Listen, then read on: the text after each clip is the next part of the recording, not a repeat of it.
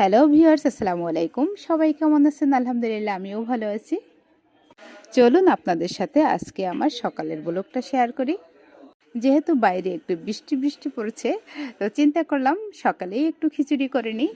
তো খিচুড়ি করতে চলে গেলাম রান্নাঘরে। আর এই যে এভাবে কষিয়ে খিচুড়ি রান্না করলে ভীষণ মজা লাগে। আর আমি আতপ চাল দিয়ে খিচুড়ি রান্না করেছি। আতপ চালের খিচুড়িটা আমার কাছে খুব ভালো লাগে। আপনাদের কাছে কেমন লাগে অবশ্যই জানাবেন। আতপ চালের স্মেলটা অনেক অনেক ভালো লাগছে আমার কাছে, একদম নতুন আতপ চাল। আর খিচুড়ি ডিম ভাজি ছাড়া আমি একদমই খেতে পারি না, আর ভালোও লাগে না। সব কিছু থাকলেও ডিম ভাজি তো লাগবেই। মোটামুটি খাওয়ার সব আয়োজন হয়ে গেছে সকালের। এখন চলে গেলাম আমার বাবুটাকে ঘুম ভাঙাতে। আমার বাবুর ঘুম ভাঙাতে যে কত কাহিনী করতে হবে, এখন মাথা বিলি কাটতে হবে, আদর করতে হবে বেশি বেশি করে, বেশি বেশি করে আদর করব। আর সে হবে বিরক্ত। বিরক্ত হলেও আমি কিন্তু কাছ থেকে সরতে পারবো না। কিছুক্ষণ এমন করবে, তাকে বেশি বেশি করে আদর করতে হবে, আবার একটু বিরক্ত হবে। বিরক্ত হলেও আমি যদি পাশ থেকে সরে আসি তাও আবার মন খারাপ করবে।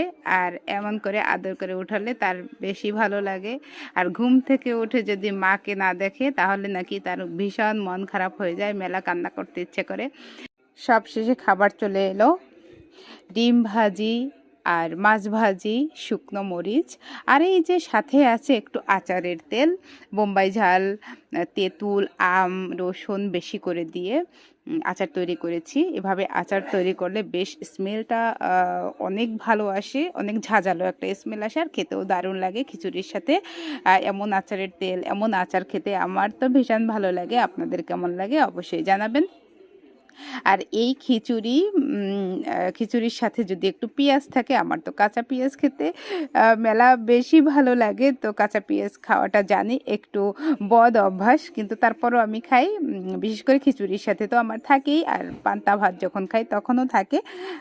মাঝে মাঝে মাঝে মাঝে সব কিছু ভুলে খাই কাঁচা পেঁয়াজ খেলে জানি একটু সমস্যা হয়, তারপরও খাই, মজা লাগে আমার।